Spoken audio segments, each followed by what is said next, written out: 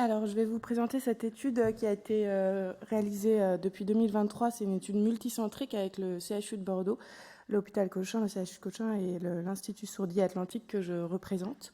C'est une étude donc sur l'apport de l'OCT Sweb Source à la prédiction de la position des implants et de l'évolution du sac capsulaire implanté.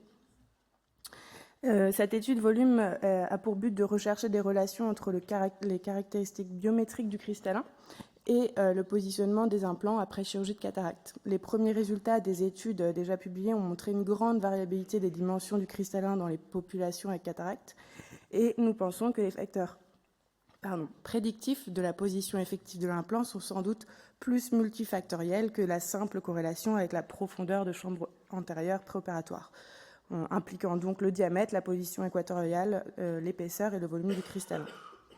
Donc en 2023, un groupe de travail prospectif sur le sujet s'est associé pour colliger des résultats à partir de l'OCT Sweb Source Casia 2 sur une large cohorte, comme je vous disais, sur 3 centres. En marge de cette démarche, nous avons également collecté sur une 50aine de patients les images du comportement de la capsule au contact des implants J7 et J30, qui pour nous était très probablement un facteur important pour l'interprétation ultérieure de nos résultats statistiques. Dans les premiers résultats, au niveau de l'implant en post-opératoire, nous pouvons voir que le tilt, le centrage, la distance à la cornée des implants sont peu modifiés. Le tilt de l'implant est conforme au tilt naturel du cristallin et l'implant avancerait vers la cornée d'une 50aine de microns en moyenne, mais de manière non significative. Outre l'influence sur le positionnement qui conditionne la réfraction, le sac capsulaire est un tissu vivant. Les contacts capsulaires antérieurs et postérieurs guident l'évolution des capsules en transparence et en épaississement.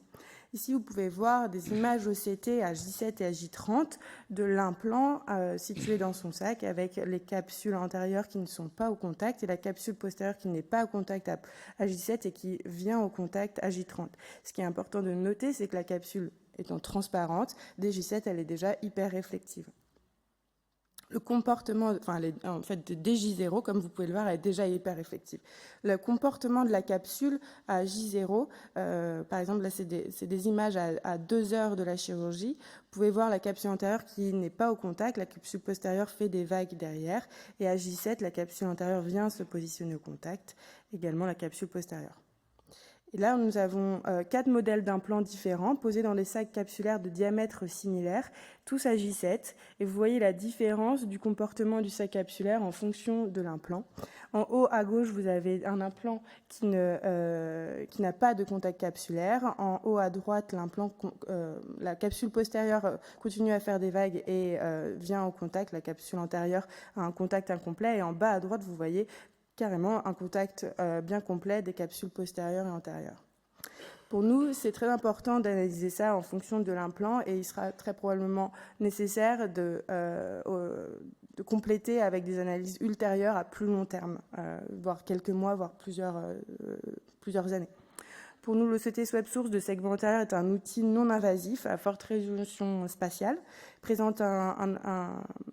Il permet à présent un suivi in vivo objectif du sac capsulaire qui favorise les objectifs innovants d'analyse du comportement de l'implant selon sa géométrie, selon le design de ses anses, et également les paramètres du sac capsulaire qui, pour le moment, n'avons pas encore les informations, le nombre de patients nécessaires pour avoir des analyses statistiquement significatives.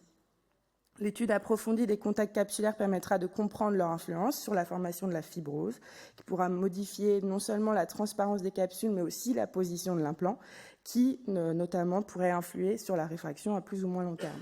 Ce premier travail ouvre donc la voie pour nous inciter à comparer les performances des implants déjà existants, tester l'impact notamment des différents designs au regard des caractéristiques biométriques du cristallin opéré. Et l'analyse sur le long terme sera également nécessaire en corrélation avec les performances réfractives. Comme je vous le disais, l'étude volume est encore en cours, donc affaire à suivre et je vous remercie.